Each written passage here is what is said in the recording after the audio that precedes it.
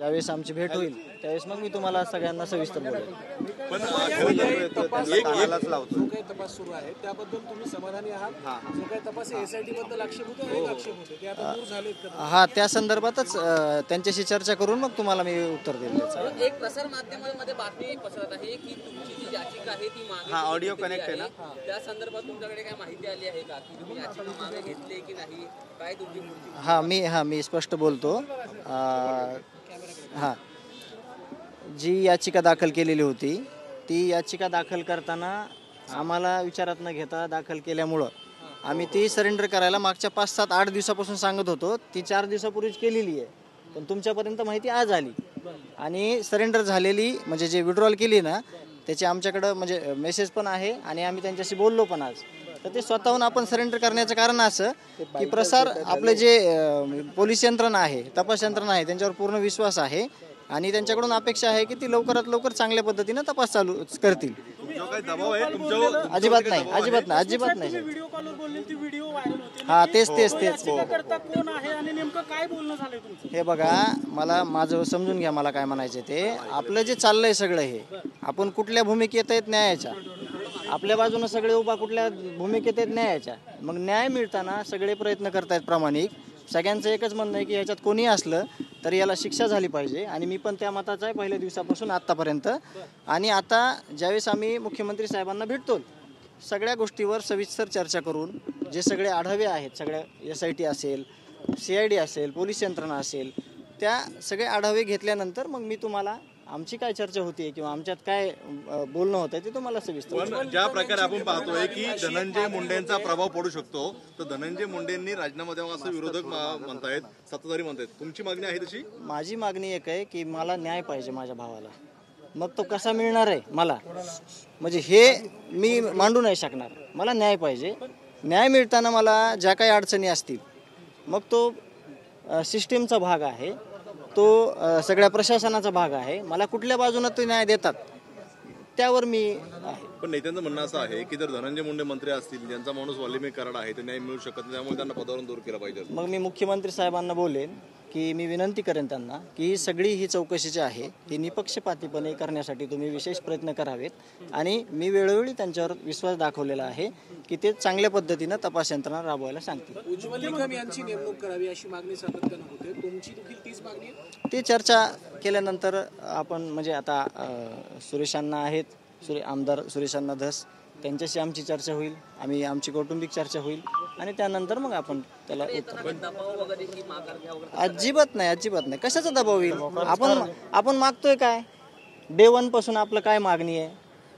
न्यायापेक्षा दुसरं आपण काय मागितलेलं तुम्ही जरी प्रसारमाध्यमानं बघितलंय का? आणि न्याय का मागायचा आहे तर ही घटना परत आपल्या महाराष्ट्रामध्ये घडली नाही पाहिजे.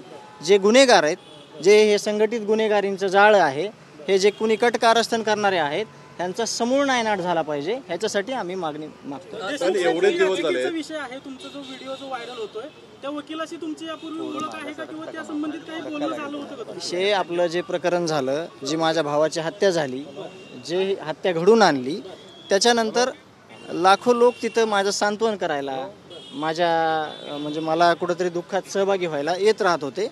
आणि ते एक वकील आहेत, वकिलांनी माझ्यासोबत चर्चा केली की आपण एक याचिका दाखल करू जेणेकरून कुठला दबाव आपल्यावर येणार नाही.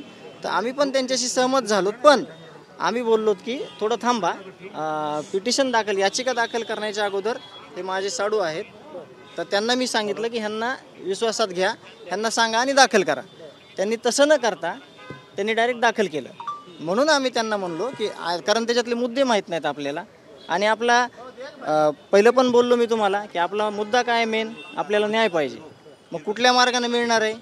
बाकीचे कुठाने आपण उकरून मिळणार आहे का आपल्याला न्यायाच्या भूमिकेत जाताना जे पाहिजे न्यायासाठी ते मागणार. मग आपण त्याच्यावर अभ्यास नव्हता केलेला, म्हणून ह्यांना न विचारता त्यांनी याचिका दाखल केल्यामुळे आम्ही सरेंडर करायला सांगितली मी स्वतः.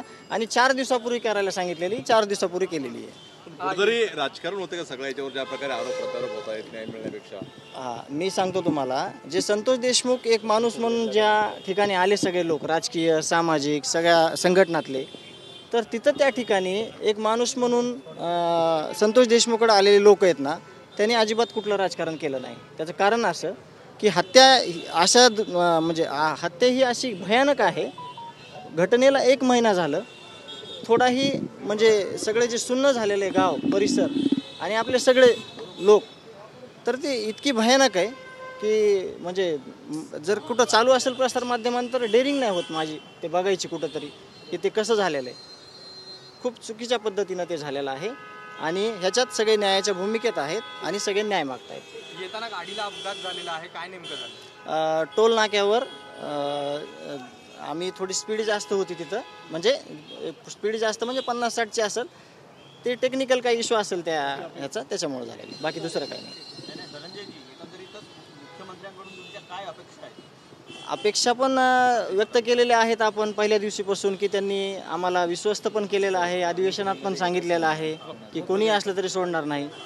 तर ह्याच अपेक्षा आहेत की पुढं पण आम्हाला न्याय मिळेपर्यंत सगळे तुम्ही सोबत राहिलं पाहिजे. जे एकंदरीतच बीडमधले आका आहेत ते अस्तित्वात आहेत, आता जे एकंदरीत परिस्थिती बघता मुख्यमंत्री न्याय देतील असं वाटतं तुम्हाला? मुख्यमंत्र्याला न्याय देणंच आहे, कारण का हा जो माझा भाऊ आहे तो माझा भाऊ एकट्यापुरता मर्यादित नाही राहिलेला. त्याचं जे कर्तृत्व होतं, त्याचं जे सगळं कार्यशैली होती आणि त्याचे जो परिचय होता, त्या परिचयानं तुम्ही सगळ्यांनी बघितलेलं आहे की त्या गावासाठी कसं वाहून घेतलेलं होतं त्यांनी, आणि त्यामुळं त्यांना त्यात राहायचंच आहे. धनंजय मुंडेंच्या राजीनाम्याची मागणी करताय तुम्ही? परत ऐका ना, मी काय म्हणतोय, नाही आणि मी सांगतो तुम्हाला पण माझी एक विनंती आहे की तुम्ही पण एक भाऊ आहेत सगळे माझे. न्याय संतोष अण्णाला कसा भेटेल माझ्या भावाला, आपल्या भावाला, त्यासाठी तुम्ही पण प्रयत्न करावे.